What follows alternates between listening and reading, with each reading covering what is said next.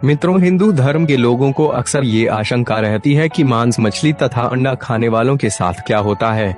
वैसे तो शाकाहारी भोजन को हिंदू धर्म में सर्वाधिक माना जाता है, लेकिन फिर भी कलयुग जैसे दौर में सभी धर्म के लोग बड़े ही चाव के साथ मांसाहारी भोजन खाते हैं। तो आज की इस पोस्ट में हम जानेंगे कि मांसाहारी भोजन करने वाले लोगों को पाप लगता है या नहीं।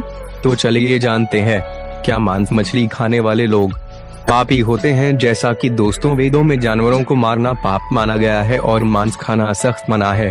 अथर्ववेद में कहा गया है कि आप इन चीजों को चावल, गेहूं, दाल आदि को भोजन के रूप में लें, जो आपके लिए सबसे अच्छा और सादा भोजन है।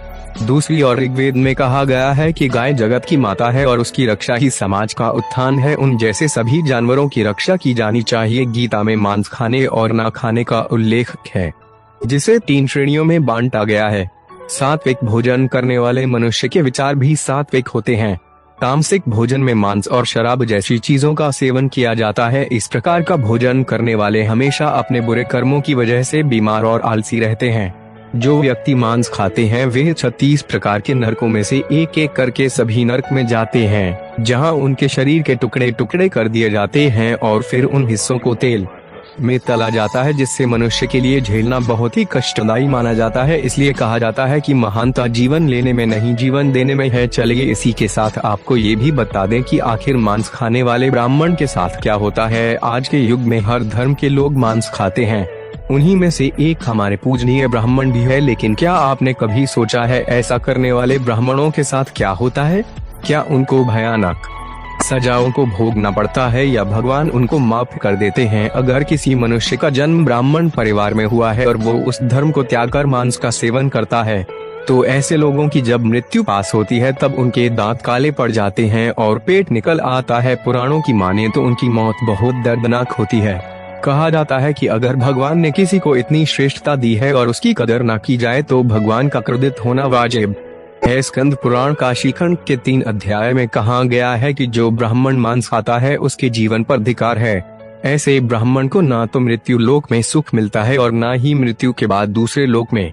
इतना ही नहीं, स्कंद पुराण के अनुसार भगवान शिव उन लोगों की पूजा कभी स्वीकार नहीं करते जो लोग मांस मदिरा का सेवन करते हैं। वराह पुराण के अनुसार भगवान विष्णु के वराह अवतार कहते हैं कि जो व्यक्ति मांस खाता है, मैं ना तो उसकी पूजा स्वीकार करता हूँ और ना ही उसको अपना भक्त मानता हूँ। साथ ही वह पृथ्वी देवी से कहते हैं कि जो मनुष्य गौ माता का मांस खाता है उसे मैं हर तरह से बर्बाद कर देता हूँ और वो मेरे लिए एक अपराधी के समान होता है। उसकी हर सुख सुविधा को मैं मिट्टी में बदल देता हूँ। मांस खाने के नुकसान। इसके अलावा भागवत गीता में श्री कृष्ण ने यह भी बताया है कि मनुष्य को क्या खाना चाहिए और क्या नहीं।